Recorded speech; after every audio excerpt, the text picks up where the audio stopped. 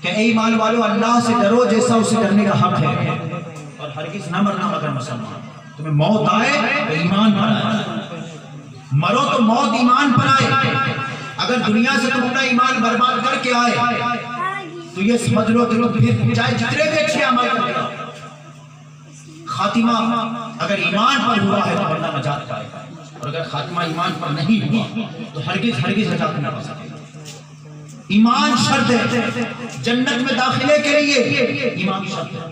اور آج اس دنیا کے اندر ایمان کی حفاظت بہت مشکل ہوتی جا رہی ہے۔ ہم اپنے بچپن سے آج تک گھر گھر کے اندر یا نبی سلام علیہ کی صدائیں سنتے چلے آ رہے ہیں، حضور کی شان و عظمت کا خطبہ دینے والے پڑھنے والوں کے بارے میں سنتے چلے آ رہے ہیں، لیکن آج ہمارے آقا علیہ السلام کے حوالے سے جیسی باتیں ہوتی جا رہی ہیں اور اپنے شکل و صورت کو اعمال کے اعتبار سے پیش کیا جا رہا ہے، اور ہمارے ایمان بڑھاتے ڈالے جا رہے ہیں، اور مسلمان سمجھتا ہی نہیں بات کہ آج ایک گھر کے اندر کئی فرقے پائے جائے۔ آج کوئی اولیاء کرام کی شان میں بے ادبیاں کر رہا، کوئی حضور کی شان میں گستاخیاں کر رہا، اور بس نماز کی دعوت دیتے ہوئے۔ یاد رکھے حضور پر قرآن پاک میں آپ کو عرض کر دیا، قرآن میں وَاعْتَصِمُوا سورہ آل عمران کا وَاعْتَصِمُوا بِحَبْلِ اللَّهِ جَمِيعًا وَلَا تَفَرَّقُوا، کہ اللہ کی رسی کو مضبوطی کے ساتھ تھام لو، آپس میں فرقوں میں مت بٹو۔ وضاحت بھی ہو رہی اسی سورہ آل عمران کی اسی کے ساتھ ساتھ، یا ایھا الذین آمنوا اتقوا اللہ حق تقاتہ، اے ایمان والو اللہ سے ڈرو جیسے اسے ڈرنے کا حق ہے، اور اگر تم مرو تو ایمان ہی پر مرنا، فرقوں میں مت بٹو۔ تو آج ہمارے درمیان فرقے واریت اور فرقہ پھیلانے کی کوششیں کی جا رہی ہیں، اور نئے فرقوں کا وجود آ رہا، کوئی 100-150 سال پہلے پیدا ہو گیا، کوئی 100 سال پہلے پیدا ہو گیا، کوئی مختلف انداز کے ساتھ۔ یاد رکھیں کہ ہر ایک کا دعویٰ یہی ہے کہ بہت اچھے کام کر رہے ہیں، اچھے کام کا کوئی اعتبار نہیں۔ اچھے کیا یہودی نہیں کرتے کیا؟ عیسائی اچھے کام نہیں کرتے؟ اچھے اعمال نہیں کرتے کیا؟ اپنی مذہبی کتاب کی تلاوت نہیں کرتے کیا؟ غریب لڑکیوں کی شادیاں نہیں کراتے؟ اصل ہے ایمان، اور ایمان کا تعلق ہے عقیدے سے۔ اسلام کی بنیاد 5 چیزوں پر ہے، ارکان اسلام۔ سب سے پہلے اللہ اس کے رسول پر ایمان لانا، پھر نماز، پھر روزہ، پھر حج، پھر زکات۔ سب سے پہلے ایمان صحیح ہونا، قرآن و حدیث نے جس ایمان کا بیان کیا اس کے مطابق ہونا۔ آئیے جناب دیکھ لیتے ہیں کہ آج ہمارے درمیان بہت سارے ایسے لوگ بھی پائے جاتے ہیں جو اپنے ایماندار ہونے کا بیان تو کرتے ہیں، نمازوں کی دعوت و تبلیغ تو کرتے ہیں۔ یہ کتاب میرے ہاتھ میں دیکھ رہے ہیں، تھوڑا جائزہ لینا بہت ضروری۔ کتاب کا نام ہے صراط مستقیم۔ میں زبانی بھی یاد ہے مجھے، لیکن میں کتاب اس لیے لے کر کے آیا ہوں تاکہ آپ سامنے آپ کے واضح باتیں کرتے ہوں، اور جس کی ماں نے دودھ پلایا اور یہ بات غلط ثابت کرنے ابھی موجود ہونے بات ایمان کی۔ ابھی میں نے قبر و آخرت کی بات اس لیے کی کہ ہم اپنے اعمال اچھے کریں، اللہ کی بارگاہ میں حاضری دینی ہے، لیکن ایمان ہوگا تو ساری حاضریاں قبول ہو جائیں گی۔ حضور شفاعت فرمائیں گے۔ اس کتاب کو ذرا آپ مطالعہ کیجئے، بہت خرافات کے ساتھ ساتھ صرف اس کا ایک اس کی خرافت میں پیش کر دیتا ہوں۔ نماز مومن کی معراج ہے، نماز مومن کی الصلاۃ معراج المومنین، نماز مومن کی معراج ہے، اور نماز ہر مسلمان پر فرض ہے، لیکن مسلمان پر فرض ہے۔ اور نماز کون سی نماز؟ آئیے ذرا اس حدیث پاک کو میں نے 27 کتابوں کے اندر پڑھا، 1-2 کی بات نہیں کر رہا۔ آپ پہلے حدیث سن لیجئے، اور آپ نے اپنے بچپن سے لے کے آج تک ہزاروں مرتبہ سنی ہوگی اس حدیث۔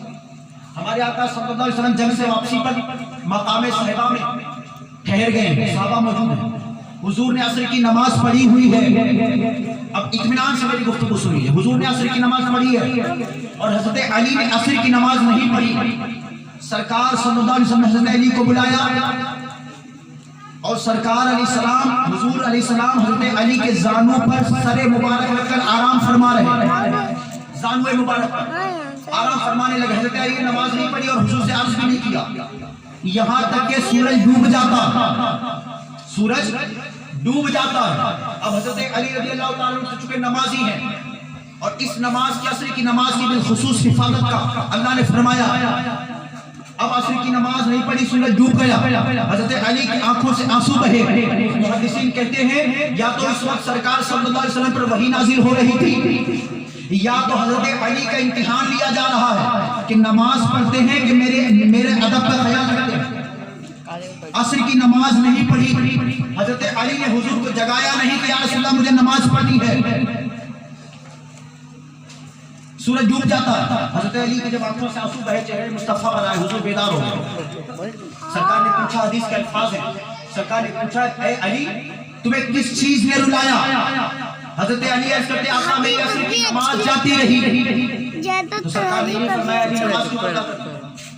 ہمارے آقا علیہ السلام نے دعا کے لیے ہاتھ اٹھا دیے، حدیث پاک میں حضور کی دعا آئی، اللہم انی اسألک، اللہم انی اسألک طاعتی فی طاعتی رسولک، اے اللہ علی تیرے محبوب کی اطاعت میں تھے، ان کے لیے ڈوبے ہوئے سورج کو پلٹا دے۔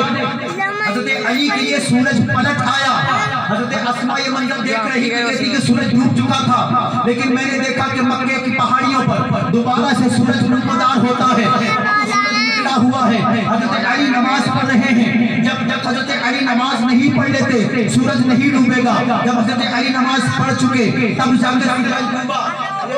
علی نے حضور کے ادب کے لیے، حضور کی تعظیم کے لیے نماز عصر قضا کی ہے، حضور نے ان کے لیے سورج کو ڈوبا ہوا سورج کو پلٹا دیا ہے۔ آپ دیکھیں کہ نماز کتنی اہم ہے، سب سے بڑا فرض اسلام کے اندر ایمان لانے کے بعد اگر کوئی ہے زکات سے بڑا، حج سے بڑا، رمضان کے روزوں سے بڑا تو وہ نماز ہے۔ قیامت کے دن سب سے زیادہ سب سے پہلے جس چیز کا سوال ہوگا وہ نماز ہوگی۔ قرآن میں زکات کا حکم تو 32 مرتبہ ہے، لیکن نماز کا 700 سے زیادہ مقامات پر اللہ نے نماز کا حکم فرمایا۔ نماز وہ ہے بچہ پیدا ہو چکا ہو، عورت کو اگر خون بند ہو جائے تو بھی پڑھنا فرض ہے۔ ہمارے آقا علیہ السلام نے ہوش و حواس کے اندر نماز چھوڑنے کی اجازت نہیں دی، جنگ جاری ہو تو بھی نماز پڑھنی ہوگی۔ ایک جماعت نماز پڑھے گی اور ایک حفاظت کریں گے، نماز ایک خوف کی کیفیت بھی موجود ہے، نماز لیکن معاف نہیں ہے اسلام کے اندر، شریعت کے اندر، لیکن حضرت علی نماز چھوڑ دی حضور کے ادب کے لیے۔ اب آؤ ذرا تعظیم کی بات کرو۔ اب یہ مولانا اسماعیل شاہ شہید لکھا ہوا، یہ شہید ہے، پنجاب کے غیر مسلموں کے ہاتھوں مارے گئے تھے اور شہید ہے، میری تحقیق موجود ہے، اس پر میرا موضوع نہیں ہے، میں عرض کرنا چاہتا ہوں ذرا اس کے بارے میں غور کیجئے۔ اب یہ ان کی نماز، ان کا ادب دیکھیے کیا سکھا رہے ہیں۔ اس علامہ یہ اسماعیل شہید صاحب یہ دیوبندی جماعت کے بہت بڑے عالم ہیں، رہنما ہیں، بہت بڑے ہیں، شہید ان کی قبر بنی ہوئی ہے، لوگ ان کی قبر کی زیارت کو جایا کرتے ہیں۔ آپ نیٹ پر سرچ کر لیجیے گا، آپ کو زیارت مل جائے گی۔ اب یہ کیا لکھتے ہیں ذرا ان کے بارے میں سن لیجیے۔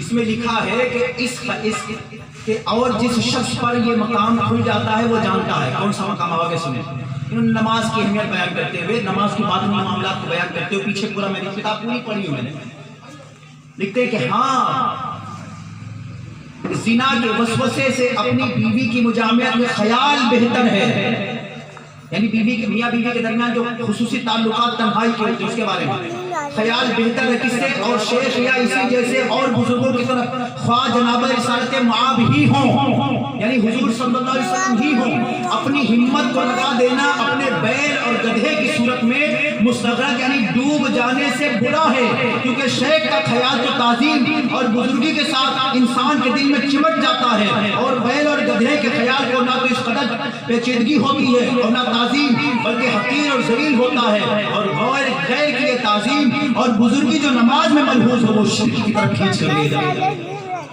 یعنی حضور کا نماز میں خیال لانا اپنی بیوی سے مجامعت کے خیال سے ڈوب جانے سے بدتر گدھے اور بیل کی طرف لے جائے گا۔ شرک کی طرف تعظیم حضور کی۔ امام غزالی رحمۃ اللہ تعالیٰ علیہ جو 5ویں صدی کے بزرگ غوث پاک سے پہلے کے ہیں، ان کے لیے انہوں نے اپنی کتاب کے اندر لکھا ہے اور ان کے اندر سنیے کان کھول کر، یہ ہمارے بزرگوں کا، صحابہ کا، یہ اولیاء کا نظریہ ہے۔ امام غزالی نے بیان فرمایا کہ نماز میں جب حضور علیہ السلام پر سلام پڑھو تحیات کے اندر السلام علیکہ ایھا نبی کہو تو حضور کا خیال لاؤ تعظیم کے ساتھ۔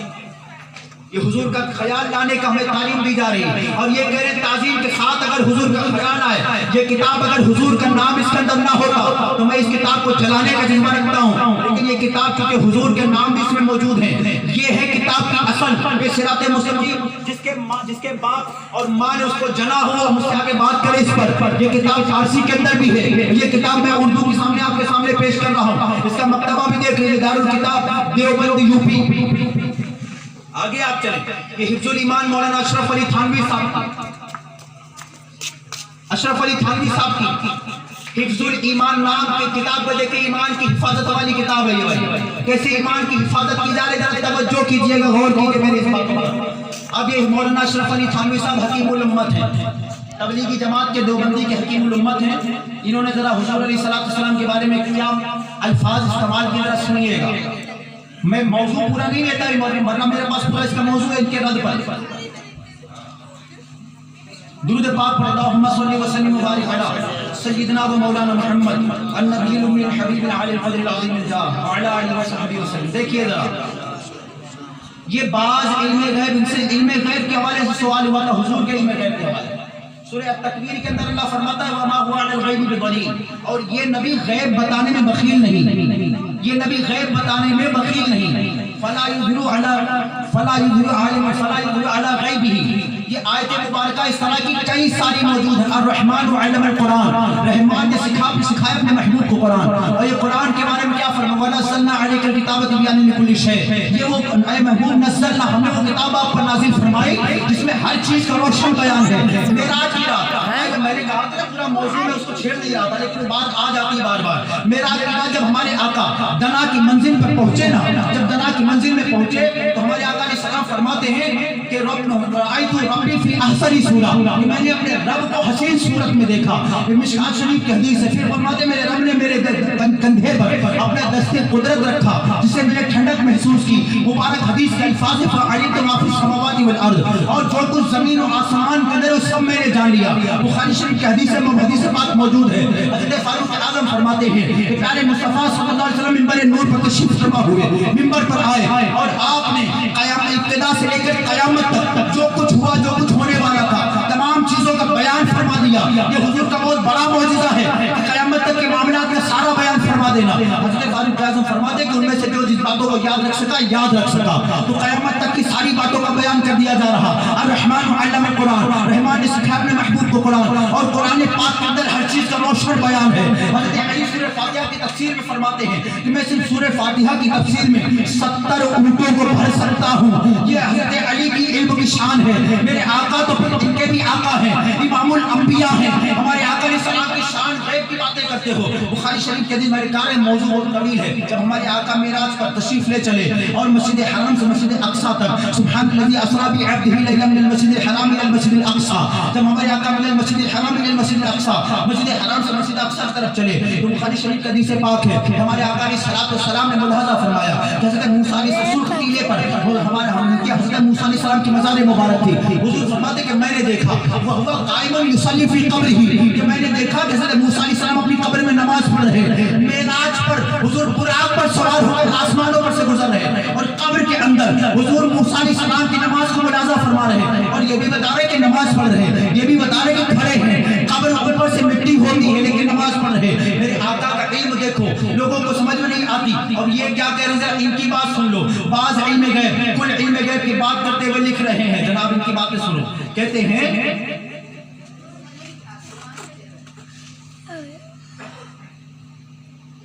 لکھتے ہیں کہ پھر یہ کہ آپ کی ذات مقدس پر علم غیب کا حکم کیا جانا, جیسے ہم اہل سنت کرتے ہیں کہ حضور غیب جانتے ہیں, اللہ کی عطا سے جانتے ہیں. اپنی مرضی سے حضور ایک ذرے کا علم نہیں رکھتے, لیکن اللہ کی عطا سے جانتے ہیں. ہمارا عقیدہ یہ ہے. اور اللہ کا علم حضور کا علم اللہ کے علم کے مقابلے اگر لائیں تو معاذ اللہ یہ شرک ہے. اور اللہ تعالیٰ یوں ایک مثال کے ذریعے کہ مطلب کہ ایک ڈھیر ہو پورا ریت کا, اس ریت کے ایک ذرے کے کروڑویں حصے کے برابر بھی میرے آقا کا علم ہے. آپ کہتے ہیں, اور اللہ کا علم بغیر کسی کے دیے اس کا ذاتی علم ہے, اور حضور کا ذاتی علم نہیں عطائی علم ہے. جتنا اللہ نے دیا اتنا ہے, جب سے دیا تب سے ہے, اس کا ہمیشہ سے ہے, اور اس کا اپنا ذاتی ہے. لیکن اب یہ ہمارا عقیدہ, ذرا ان کا عقیدہ سنیے. یہ کیا کہتے ہیں, کہتے ہیں کہ آپ کی ذات مقدس پر علم غیب کا حکم کیا جانا جو ہم لوگ کرتے ہیں, اگر بقول زید صحیح ہو تو دریافت طلب امر یہ ہے، ہم سے پوچھ رہے ہیں، ان کے ابا کو جواب ہم دیتے ہیں کہ اس غیب سے مراد بعض غیب ہے یا کل غیب ہے؟ سوال کر رہے ہیں، بعض غیب یا کل غیب؟ اگر بعض علوم غیبیہ مراد ہے، یعنی کل تو نہیں مان رہے لیکن کہہ رہے کہ اگر بعض نہیں مان رہے ہیں تو اس میں حضور ہی کی کیا تخصیص ہے؟ یعنی حضور کے لیے کون سی خاص بات ہے؟ حضور کی کیا تخصیص ہے؟ ایسا علم غیب تو زید و عمر، یعنی زید اور عمر یعنی عام لوگوں کو، زید و عمر بلکہ ہر سبی کہتے بچے کو، ہر سبی، اور مجنون کہتے پاگل کو، ہر مجنون بلکہ جمی حیوانات یعنی تمام جانوروں کو، اور مباہیم کے لیے بھی حاصل ہے، یعنی جیسا علم غیب حضور کو حاصل ہے ایسا تو بچوں کو، پاگلوں کو اور جانوروں تک کو حاصل ہے۔ اس میں حضور کی کیا خاص بات؟ معاذ اللہ، کیونکہ ہر شخص کو کسی نہ کسی ایسی بات کا علم ہوتا ہے جو دوسرے شخص سے مخفی ہے، تو چاہیے کہ ہر ایک کو عالم الغیب کہا جائے کہ جاہل حضور کے علم غیب کو بیان کر کے، حضور صلی اللہ علیہ وسلم کے علم کے مشابہ کر کے، جانوروں کا علم حضور کے مشابہ، پاگلوں کا علم حضور کے مشابہ کر کے اپنے آپ کو مسلمان ثابت کرتا ہے۔ اللہ جانے کس مسلمانی کی بات کرتا ہے۔ اس عبارت کے تحت میرے اعلیٰ حضرت امام اہل سنت اور دنیا کے تقریباً علماء حرمین، علماء طیبین اور دنیا بھر کے اکابر علماء نے، علامہ فضل خیل آبادی نے اور دیگر بڑے بڑے اکابر علماء اہل سنت نے اس عبادت کے تحت ان پر کفر کا حکم لگایا تھا اور فرمایا تھا کہ جو اس کفر پر شک کرے کہ حضور کے علم کو جانوروں پاگلوں سے روشنی دینے والا یہ کیسی نمازوں کی باتیں کرتا ہے۔ یہ ہے مولانا اشرف علی، اس میں بھی اگر حضور کا نام نہ ہوتا تو خدا قسم اپنے پیروں کے نیچے اس کو بھی رونتا، لیکن چونکہ اس کے اندر حضور کا نام ہے۔ اب آپ ذرا ادھر دیکھتے چلیں، اب ہم یہ بہت بڑے ان کے مولانا حضرت مولانا قاسم نانوتوی صاحب، بڑا مشہور نام سنا ہوگا لعنت اللہ علیہ، ان کا نام ذرا سنتے چلیں۔ اب ان کی نشان دیکھ لیجیے ذرا، ہمارے آقا علیہ السلام کے، ابھی ان سے سوال ہوا ہے جناب آخری نبی ہونے کے حوالے سے، حضور کے آخری نبی ہونے کے حوالے سے، بچہ مسلمان کا جانتا ہے کہ حضور آخری نبی ہے، حضور آخری نبی ہے۔ ان کے ذرا سن لیجیے ذرا، ان کے الفاظ کہتے ہیں کہ اول معنی بعد حمد و صلات کے قبل از جواب یہ گزارش ہے کہ اول معنی خاتم النبیین معلوم کرنے چاہیے تاکہ فہم اور جواب میں کچھ دقت نہ ہو۔ عوام کے خیال میں، اب دیکھو عوام سمجھو بات کو، عوام کے خیال میں تو رسول اللہ کا خاتم ہونا یعنی آخری نبی ہونا بائی معنی ہے، یعنی ان معنوں میں ہے کہ آپ کا زمانہ انبیاء سابق کے زمانے کے بعد اور آپ سب میں آخری نبی، یعنی عوام جو ہم لوگ مانتے ہیں وہ یہ کہ حضور کا سب سے آخری زمانہ ہے اور حضور سب سے آخری تشریف لائے اور آپ خاتم النبیین ہیں، آپ کے بعد کوئی آخری نبی نہیں ہے۔ ہم مسلمان کا بچہ یہ عقیدہ رکھتا ہے، مگر یہ کہتے ہیں کہ اہل فہم پر یعنی سمجھدار لوگوں پر روشن ہوگا کہ تقدم یعنی پہلے اور تاخر یعنی آخری زمانے میں بھی ذات یعنی حضور کی ذات کچھ فضیلت نہیں۔ پھر لکھتے ہیں پھر مقام مدح میں یعنی حضور کی جو اس شان میں آخری نبی ہونے کی تعریف آئی، مقام مدح میں ولا کہ رسول اللہ و خاتم النبیین فرمایا گیا، اس صورت میں کیوں کر صحیح ہو سکتا ہے؟ یعنی اس میں حضور کی جو تعریف ہے کیا کوئی خاص بات تو نہیں ہے، حضور آخری نبی ہونے کی فضیلت مدح کی کوئی بات نہیں ہے اس کے اندر، یعنی حضور کا آخری نبی ہونا اور اسے حضور نے مدح خود اپنی حدیث میں بیان فرمایا، کئی حدیثوں کے اندر حضور نے آخری نبی ہونے کی تعریف اور مدح کس کو بیان فرمایا۔ صحابہ کا یہی مذہب تھا، ہاں اگر اس وصف کو اوصاف مدح میں نہ کہیے، آگے تمام باتیں چلتی چلی جا رہی ہیں، آگے نہیں جاتا، لیکن آگے تھوڑا سا اور چلیے، آگے پڑھیے تو صحیح راز کھلتا ذرا چلا جائے۔ آگے سنیں، ان کی حضور کی توہین دیکھیں، کتنی مطلب بدچلن اور کتنی گندی بات کر کے بندہ گزر رہا۔ کہتا ہے کہ انبیاء اپنی امت سے ممتاز ہوتے ہیں، نبی اپنی امت سے ممتاز ہوتے ہیں، لیکن ممتاز کیوں ہوتے ہیں ذرا دیکھیے۔ انبیاء اپنی امت سے ممتاز ہوتے ہیں تو علوم ہی میں ممتاز ہوتے ہیں، یعنی علم کی وجہ سے کہ ان کو اللہ تعالیٰ علم زیادہ دے دیتا ہے، علم کی وجہ سے ممتاز ہوتے ہیں۔ باقی رہا عمل تو اس میں بسا اوقات بظاہر امتی مساوی ہو جاتے ہیں، برابر ہو جاتے ہیں، امتی حضور کے یعنی ہم آپ حضور کے عمل میں برابر ہو جائیں۔ ابھی ان کے ابا کو بتاتا ہوں میں، بلکہ لکھتا ہے کہ بلکہ بڑھ جاتے ہیں۔ یہ دیکھیں کتاب مکتبہ تھانوی دیوبند، نام پتا جو کچھ پوچھنا پڑیے، صفحہ نمبر اس کا میرے پاس ہے 8 ہے، کیونکہ دیگر کتابیں مکتبہ والے چھاپتے کو چینج ہو جاتا ہے، تو عمل میں بڑھ جاتے ہیں۔ اب یہ بات تھوڑا دیکھیے، اگر آج ہم کوئی نیکی کرتے ہیں، حضور نے صحابہ کے بارے میں فرمایا کہ میرے صحابہ کا مٹھی بھر جو خیرات، نبی کی بات چھوڑے، اپنے نبی کی بات چھوڑے، صحابہ کی بات کریں جنہوں نے حضور کو دیکھا ہے، مٹھی بھر خیرات کرنا غیر نبی کا، چاہے غریب نواز ہو، غوث پاک کوئی بھی ہو، غیر صحابی کا سونے بھر پہاڑ خیرات کرنا بھی ان کے برابر نہیں۔ پوری زندگی کی نیکیاں اس ایک صحابی جو درجے کے اعتبار سے اگرچہ کم ہوں اس کے برابر بھی نہیں ہو سکتے غوث پاک۔ اور یہ کہہ رہا کہ ہر ایک امتی کے بارے میں تو امتی عمل میں بڑھ بھی سکتا۔ یہ اگر حضور کی توہین ہے، اس توہین کی چھڑیا کا نام ہے۔ کس مسلمانی کی بات کرتے ہو؟ ان نمازوں کی دعوت دینا، تبلیغ کرنا، ان نمازوں کے دم پر اگر کوئی جنت میں جا رہا ہوتا تو ضرور سب سے پہلے شیطان جنت کے اندر چلا جاتا، یزید ضرور جنت کے اندر چلا جاتا، لیکن یہ نمازوں کے دم پر نہیں۔ آپ کو دیکھنا ہوگا، اور صرف اسی پر بس نہیں ہے، آگے چلتے چلے جائیں۔ بہت کچھ میں نے اس کے اندر لکھا تھا، لیکن بات بہت طویل ہوتی چلی جائے گی، اس کو بھی یہیں رکھتا ہوں۔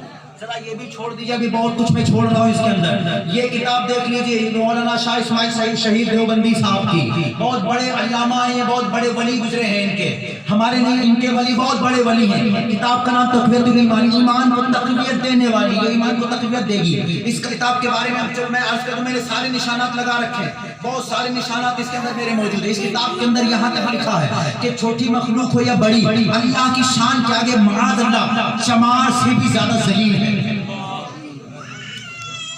اللہ تعالیٰ تو ان انبیاء کی شان بیان فرمائے۔ ابراہیم علیہ السلام کے بارے میں قرآن میں بیان فرمایا گیا کہ اور وہ قوم لوط کے بارے میں اللہ سے جھگڑنے لگا۔ اللہ ابراہیم علیہ السلام کے بارے میں فرما رہا ہے کہ اللہ کے بارگاہ میں جھگڑنے لگا، لیکن اللہ نے فرمایا اے ابراہیم اس عذاب کے ٹلنے کے بارے میں نہ کہو۔ یعنی اللہ تعالیٰ ان کی اس انداز پر شان بیان کر رہا، اور قیامت کا دن ہوگا۔ بلکہ معراج کی رات ہمارے آقا علیہ السلام نے موسیٰ علیہ السلام کے بارے میں ارشاد فرمایا کہ جبریل علیہ السلام سے پوچھا ہے موسیٰ یہ جبریل کون باتیں کر رہے ہیں اللہ سے؟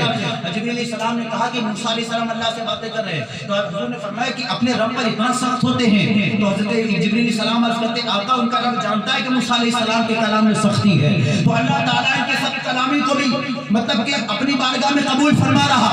یہ مقام و مرتبے بیان کیے جا رہے، حضور کے بارے میں ارشاد فرمایا جا رہا عسیٰ یبعثک ربک مقام محمودا، اے محبوب کریم تمہیں تمہارا رب مقام محمود پر فائز فرمائے گا۔ اللہ تعالیٰ ارشاد فرما رہا وَلَلْآخِرَةُ خَيْرٌ لَكَ مِنَ الْأُولَىٰ، اللہ فرماتا ہے اے محبوب تمہاری ہر آنے والی پچھلی سے بہتر ہوگی۔ فرمایا وَلَسَوْفَ يُعْطِيكَ رَبُّكَ فَتَرْضَىٰ، اے محبوب تمہیں تمہارا رب اتنا دے گا کہ تم راضی ہو جاؤ گے۔ اللہ اپنے محبوب کی شان بیان فرماتا وَالضُّحَىٰ، پیارے تیرے چہرے کی قسم، وَاللَّيْلِ إِذَا سَجَىٰ، پیارے تیرے زلفوں کی قسم۔ اللہ تعالیٰ فرماتا لَا أُقْسِمُ بِهَٰذَا الْبَلَدِ وَأَنتَ حِلٌّ بِهَٰذَا الْبَلَدِ، اے پیارے محبوب، اے پیارے اس شہر مکہ کی قسم کہ تم یہاں پر تشریف فرما ہو۔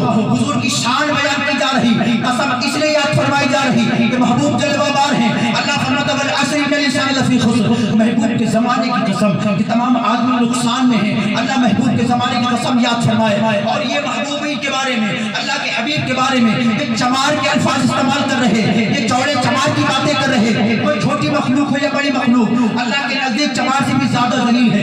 یہی بات نہیں، میں نے سارے نشانات لگا رکھے۔ ایک مقام پر یہاں تک کہ لکھا کہ جس کا نام محمد یا علی ہے اسے کسی چیز کا اختیار نہیں ہے، یہ معاذ اللہ محض مجبور کی حیثیت رکھتے ہیں۔ اللہ کی بارگاہ میں کا کوئی مقام نہیں، کوئی اختیار نہیں رکھتے، جبکہ ہمارے آقا کا اختیار یہ ہے کہ ڈوبے سورج کو پلٹا لیتے ہیں، ہمارے آقا چاند کے بھی ٹکڑے کر دیتے ہیں، سورج کو معراج کی تصدیق کے لیے ٹھہرا دیتے ہیں، ابو جہل کے ہاتھوں میں کنکریوں کو کلمہ پڑھا لیتے ہیں۔ ہمارے آقا علیہ السلام کی شان ہے کہ کنکریوں سے تسبیح کرا لیں، پر پانی کے اوپر سے پتھروں کو چلا لیں، ہمارے آقا غیب کی خبریں عطا فرما دیں۔ ہمارے آقا علیہ السلام کی یہ شان ہے کہ حرام کو حلال کر دیتے ہیں۔ کیا سراقہ کو سونے کے کنگن حرام حلال نہیں فرمائے تھے؟ آپ دیکھیں کہ حضور کی بارگاہ میں روزہ توڑنے والا حاضر ہوتا ہے، پورے کتابیں اس پہ موجود ہیں، روزہ توڑنے والا حاضر ہوتا ہے، یا رسول اللہ مجھ سے روزہ ٹوٹ گیا ہے، اس کا کفارہ کیا ادا کرنا ہوگا؟ حضور نے فرمایا کہ غلام آزاد کرو، غلام ہے نہیں، اتنے 60 مسکینوں کو کھانا کھلاؤ، 60 مسکینوں کو کھلانے کے لیے ہے نہیں، میں غریب ہوں۔ حضور نے فرمایا کہ ایک کھجور آئی،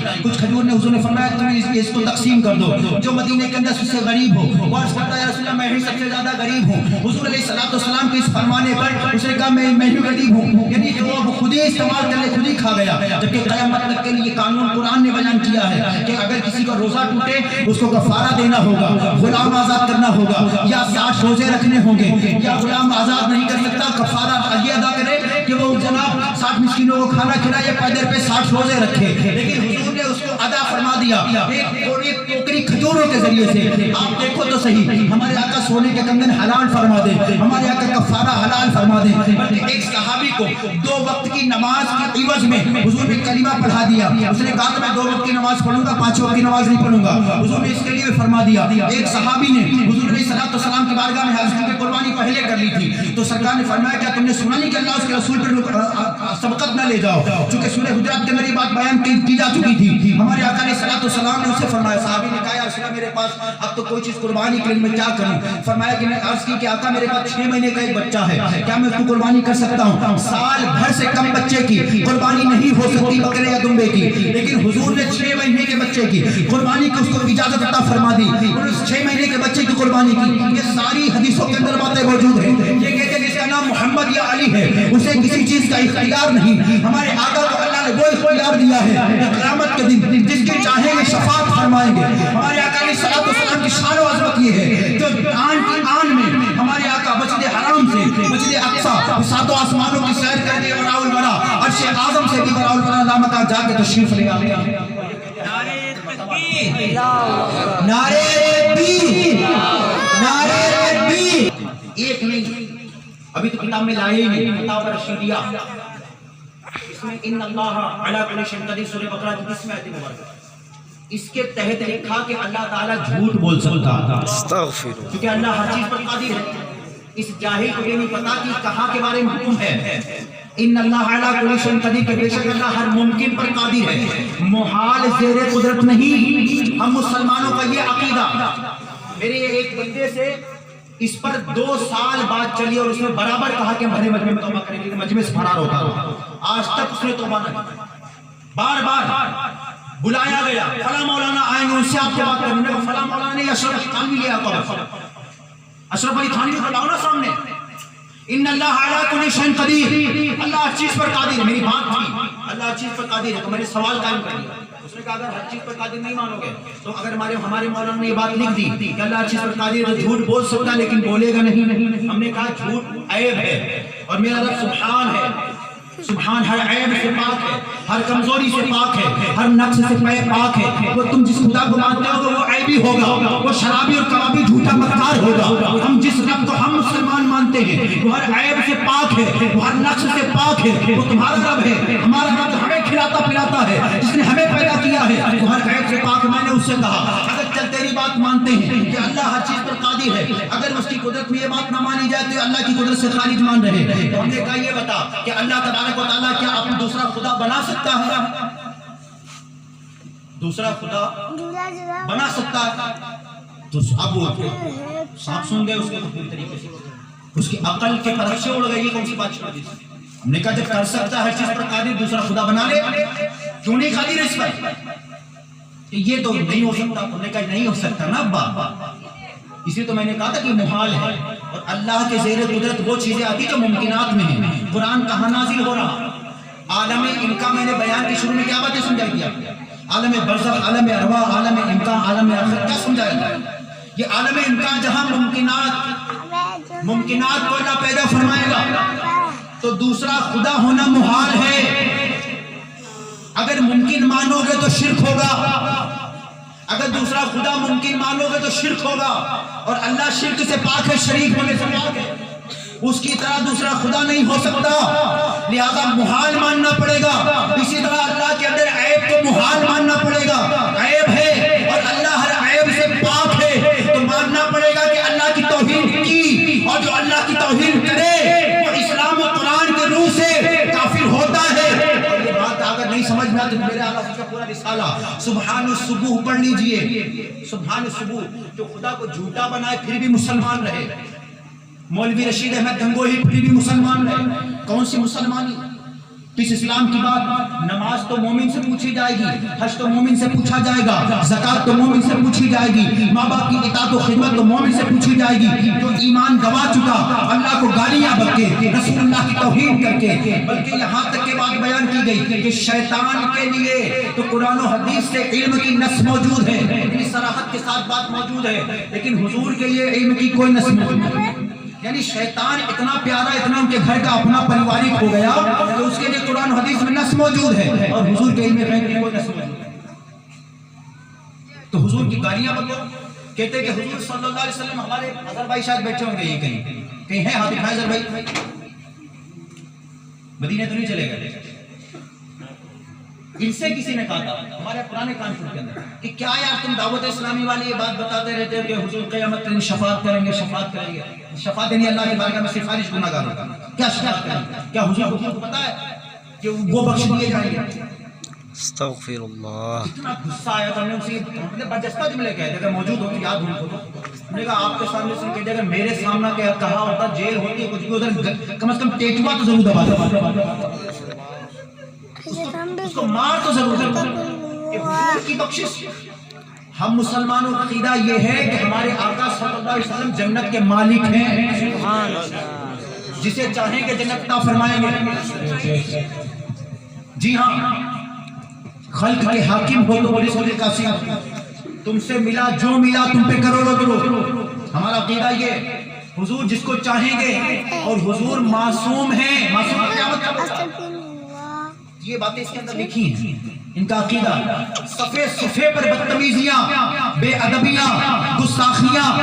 چونکہ یہ محمد بن عبد الوہاب نجدی کی کتاب کتاب التوحید کا اردو ترجمہ ہے. محمد بن عبد الوہاب جو 1209 ہجری میں یہ بدبخت اور سور پیدا ہوا. اس کتاب التوحید عربی کے اندر جس نے ہمارے آقا صلی اللہ علیہ وسلم کے روضہ مبارکہ کو صنم اکبر یعنی آپ کے مبارک روضے کو بڑا بت کہا تھا. جس نے صحابہ کرام کی مزارات پر بلڈوزر چلوائے. حضرت فاطمہ کے مزار کو شہید کروایا. حضرت عثمان غنی کی مزار کو شہید کروایا. حضرت ابو طلحہ کی مزارات کو شہید کروایا. دیگر تمام صحابہ تابعین اکابرین کی مزارات کو بلڈوزر چلوا کر شہید کروایا. اور آج بھی جنت البقیع کے اندر آپ دیکھ لیجئے کیسے پتھر رکھے. حضرت عائشہ کی مزار کو شہید کروایا. حضرت خدیجہ الکبریٰ کی مزار کو شہید کروایا گیا. آپ نیٹ پر جائیں اور آج سے 200 سال پہلے 100 سال پہلے ابھی زیادہ دن نہیں ہوئے شاید ابھی یہی میں بھی کچھ 50-60 سال پہلے کچھ رہے جایا. اب دیکھیں جنت البقیع کے اندر تمام صحابہ کرام کی مزارات موجود. اکابرین کی مزارات موجود. جنت المعلا کے اندر مزارات موجود. دیگر آثار موجود. لیکن یہ بدبخت قوم نے ہمارے آقا کے تمام غلاموں کی مزارات پر بلڈوزر چلوا دیے. تمام نشانیاں مٹا دی اور توہینیں کی ہیں. ہمارے آقا علیہ السلام کی گنبد کو معاذ اللہ گرانے کا پورا پلان تھا. ہمارے آقا علیہ السلام کے روضے کے گرانے پر فتویٰ دیا گیا تھا. آپ کو یاد ہونا یاد ہو آج سے 5-6 سال پہلے وہاں کے مفتی نے ہمارے آقا کے روضہ مبارکہ کو جس گنبد خضرا کو دیکھنے کے لیے مسلمانوں کی آنکھیں ترستی ہیں ایک جھلک پانے کے لیے ان کے دربار میں حاضریوں کے لیے جن کی زندگیاں معراج سمجھتی ہیں جن کی معراج ہو جائے حضور کی در کی حاضری ہو جائے جس کے بارے میں قرآن کہتا ہے وَلَوْ أَنَّهُمْ إِذْ ظَلَمُوا أَنفُسَهُمْ جَاءُوكَ فَاسْتَغْفَرُوا اللَّهَ وَاسْتَغْفَرَ لَهُمُ الرَّسُولُ لَوَجَدُوا اللَّهَ تَوَّابًا رَحِيمًا.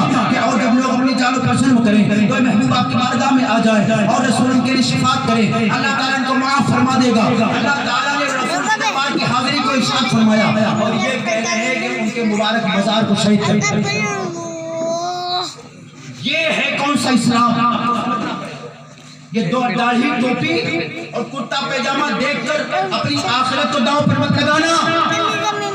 اپنے ایمان کو داؤں پر مت لگانا.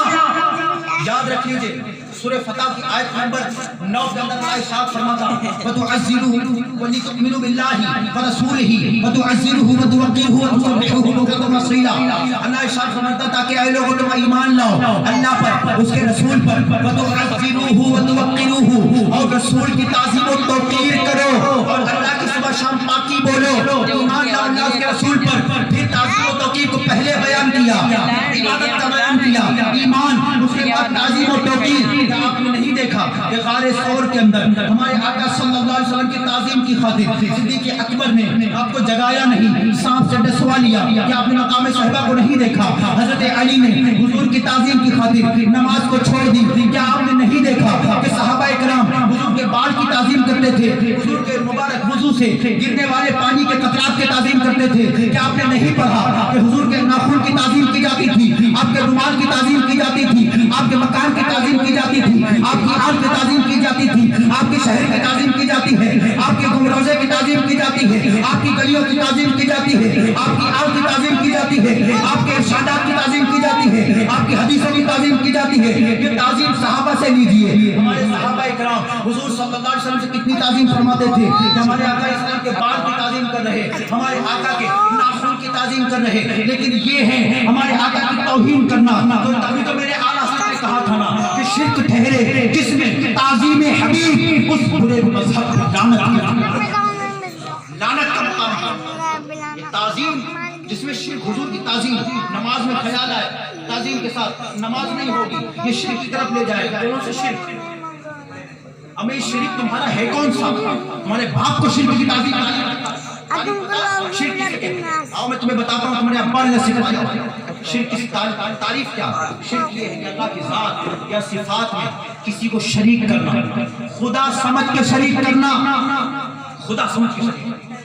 اور مسلمان سے کبھی تصور نہیں کیا جا سکتا، مسلمان کے بچے سے تصور نہیں کیا جا سکتا کہ اگر کوئی حضور کو یا رسول اللہ کہے تو وہ خدا سمجھ کے کہے۔ آپ یا رسول اللہ کہتے ہیں؟ کون کون یا رسول اللہ کہتے ہیں؟ میں کہتا ہوں کہ ان کے والد صاحب جن کو شہید کہتے ہیں، اس میں لکھا جو ہے، میں نے تھانے کے اندر یہ بات کی جب ان لوگوں نے ہم لوگوں کو پریشان کیا تھا، تھانے کے اندر ایسو کے سامنے ہم نے اس کے اندر سے یا رسول اللہ شرک کا عبارت دکھائی تھی۔ اس نے بھی کہا تھا کہ یار ہم تو اپنے بھگوانوں کے بارے میں اس باتیں نہیں کرتے اور ہم اپنے بڑوں کے بارے میں یہ باتیں نہیں کرتے۔ اگر کوئی یا رسول اللہ کہے تو اس میں ان کا عقیدہ یہ ہے کہ آپ ان کے جلسوں میں چلے جائیے، جب ان کے جلسوں میں نعرہ رسالت کا نعرہ نہیں لگے گا، گارنٹی کے ساتھ نعرہ رسالت کا نعرہ نہیں لگے گا، نعرہ رسالت یا رسول اللہ،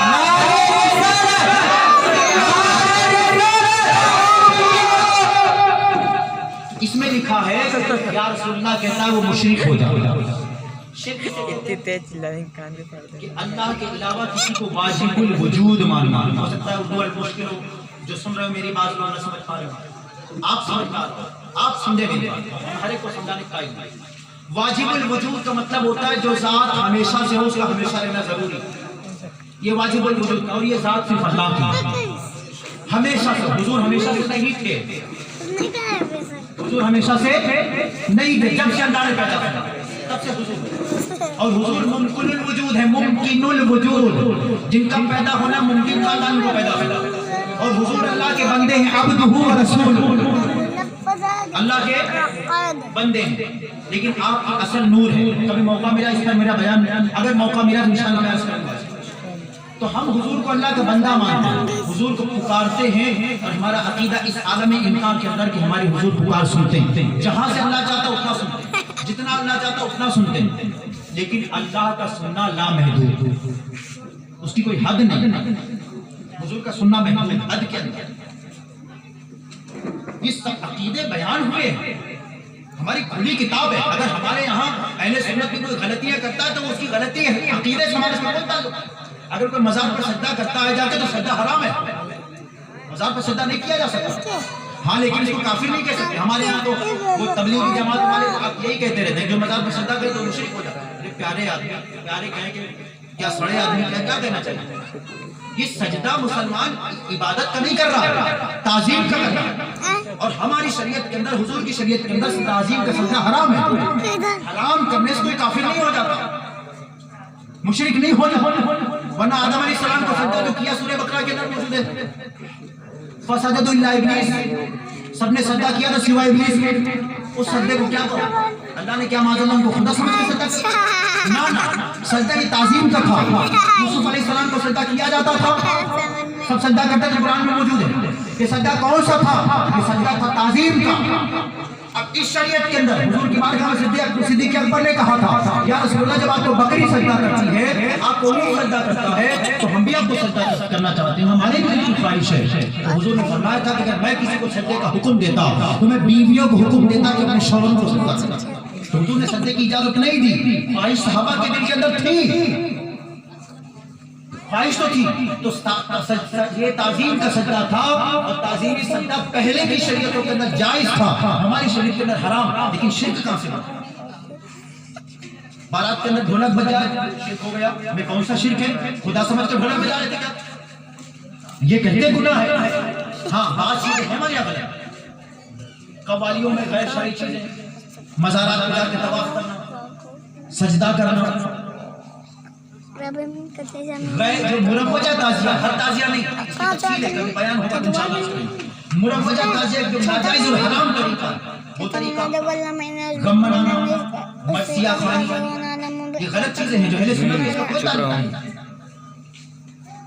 40ویں کے اندر چراغ جلانا، یہ سمجھنا کہ روح لے جا رہے ہیں، یہ غیر شرعی چیز ہے، اس کا اہل سنت سے کوئی تعلق نہیں۔ ہم نے سیکھا نہیں، اس لیے دوسرے اسی کو ٹارگٹ بناتے ہیں۔ مکن پور میں طواف دکھا رہے ہیں، ہم کہاں کہتے ہیں طواف جائز؟ مزار پر حاضری ہم یہ کہتے ہیں سنت، مزار پر حاضری سنت۔ لیکن اگر عورت جاتی ہے ہماری شریعت میں منع ہے، اعلیٰ حضرت نے پورا رسالہ لکھا ہے، حضور کے روضے کے علاوہ کسی کے مزار پر عورت حاضری نہ دے، مرد حاضری دے، طریقہ کار کے مطابق دے۔ یہ ہمارے سارے طریقہ کار ہیں۔ اگر کوئی غیر شرعی چیزیں بیان کرتا ہے، کوئی غیر شرعی افعال بیان کرتا ہے، تو اس کا تعلق ہے مسلمانوں کے عقیدے سے اس کے مطلب ہے۔ اب آؤ، میں تو کہتا ہوں کہ آؤ ہم دونوں کمپیئر کر لیتے ہیں۔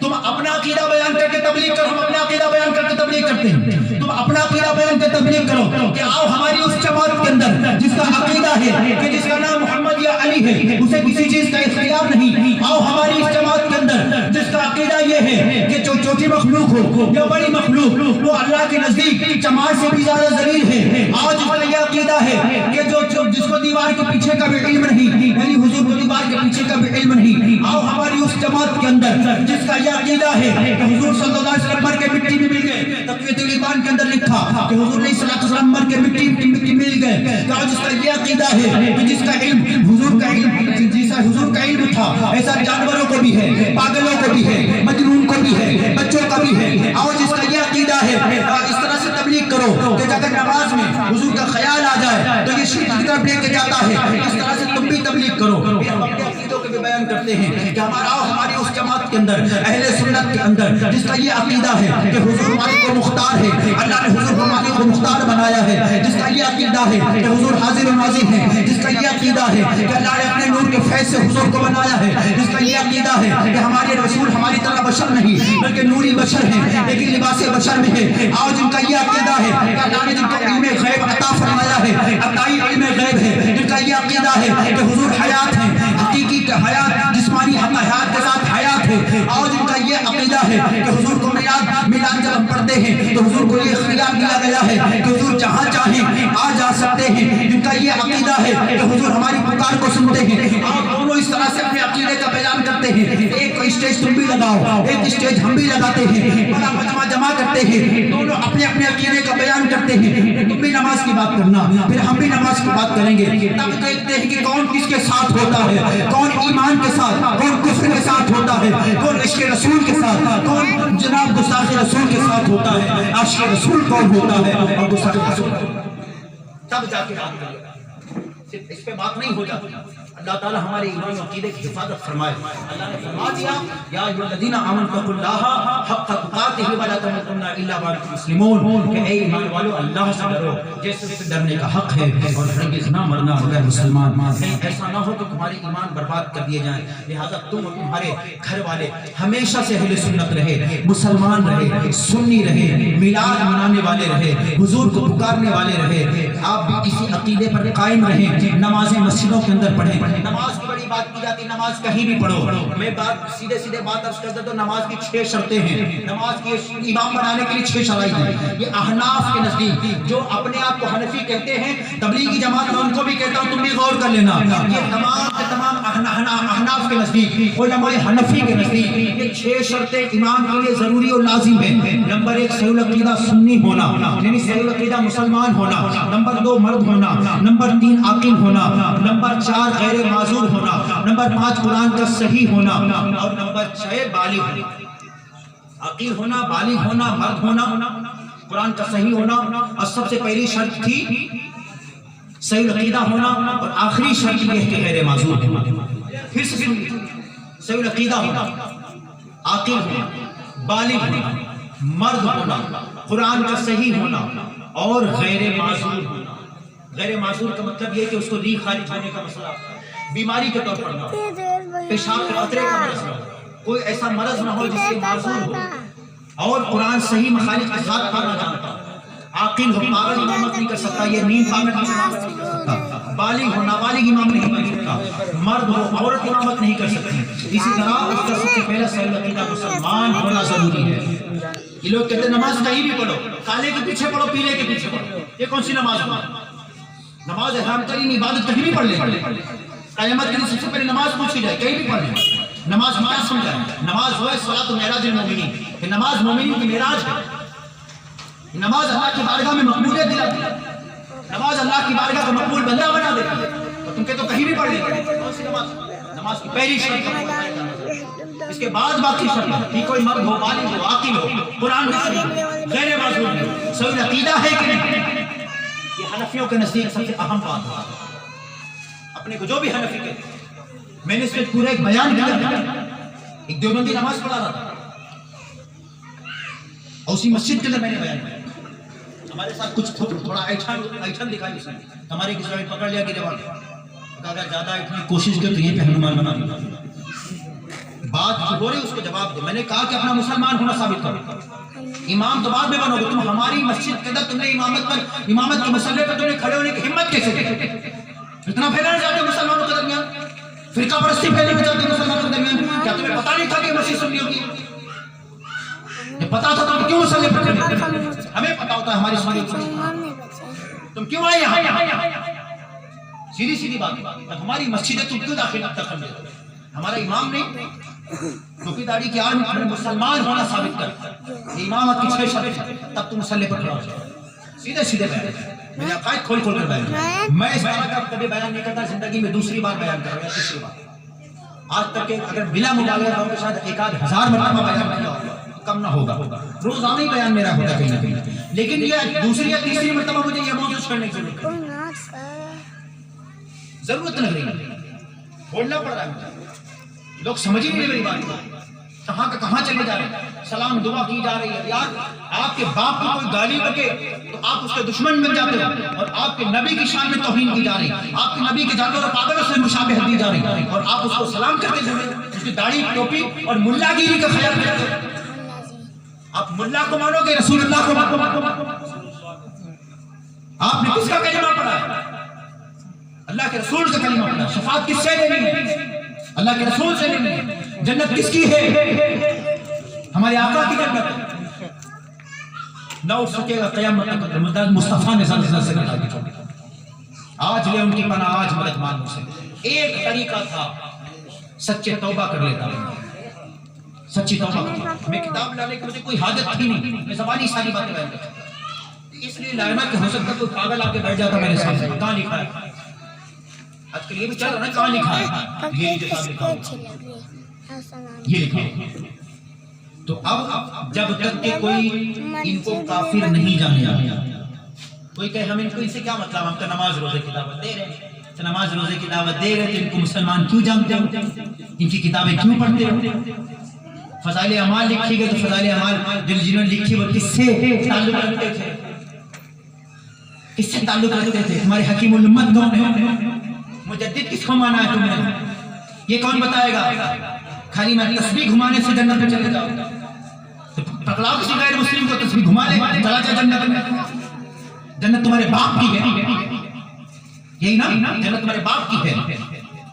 جنت پھر کہہ دیتا ہوں، جنت میں وہی جائے گا جو مصطفیٰ کا ہوگا۔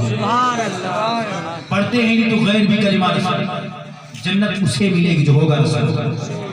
آج یہ شعر پڑھنے کا دن ہے کہ تجھ سے اور جنت سے کیا مطلب، وہاں بھی دور، ہم رسول اللہ کے جنت رسول۔ اللہ ہمیں عمل کی توفیق عطا فرمائے، ہمارے ایمان و عقیدہ کی حفاظت فرمائے۔ اپنے گھروں پر آپ مدنی چینل لگائیے، مدنی چینل لگائیے، مدنی چینل انشاءاللہ گھر کے اندر سنتوں کی صحیح تعلیم، اس میں کوئی عورت نہیں آتی، کوئی میوزک نہیں آتا، کوئی ایڈورٹائز نہیں آتا، ایک بار خرچ ہوتا ہے دوبارہ کوئی خرچ نہیں آتا، جو بھی 2200 روپے تقریباً خرچ آئے گا، میچ میری وغیرہ کا۔ اس میں انشاءاللہ آپ کے گھر کے اندر نمازوں کا ماحول بنے گا، سنتوں کا ماحول بنے گا، دینداری پیدا ہوگی، اسلامی بہنیں اطاعت گزار بنے گی، بہت سارے احکام سیکھیں گی، بچے ہمارے سنتوں کو سیکھ جائیں گے۔ شرعی احکام سیکھ جائیں گے. یہ مدنی چینل خواجہ خواجہ کرتا ہے, رضا رضا کرتا ہے. یہ مدنی چینل ہمارے آقا کے عشق کے جام پلاتا ہے, بزرگوں کے نقش قدم پر چلانے کی ترغیب دیتا ہے. آپ لگا کے دیکھیں, مدنی چینل نے بے پردہ عورتوں کو پردہ دار بنایا, بے حیاؤں کو حیادار بنایا, بے نمازیوں کو نمازی بنایا, اور نہ جانے کیا کچھ اس نے کیا. اور ایک تبلیغی جماعت ہے, اس کے اندر کھلبلی مچی. ان کے جو بہت بڑے ایک ہیں, انہوں نے کہہ رکھا ہے کہ یار اس چینل کو بند کرواؤ, کہ اس چینل کو بند کرواؤ چاہے جتنا پیسہ لگ جائے. یہ دعوت اسلامی والوں کا چینل یہ شرک بدعت پھیلا رہا ہے. یہ دعوت اسلامی کا مدنی چینل اگر بزرگوں کا نام لیتا ہے شرک بدعت پھیلا. اب تم شرک بدعت کا تم رٹا مارتے رہو, انشاءاللہ ہمارا یہ مدنی چینل گھر گھر یا رسول اللہ کے نعرے لگائے. انشاءاللہ ہمارے مدنی چینل گھر گھر انشاءاللہ یا رسول اللہ کا نعرہ لگائے گا, نعرہ لگوائے گا, اور بچے بچے کی زبان پر انشاءاللہ میلاد مصطفیٰ انشاءاللہ. ایک بار پھر سے نعرہ زوردار لگا دیں, نعرہ رسالت, ایسا کہ شیطان کا کلیجہ پھٹ جائے, ایسا غیظ میں جل جائیں بے دینوں کے دل, یا رسول اللہ کی کثرت کیجیے. نعرہ رسالت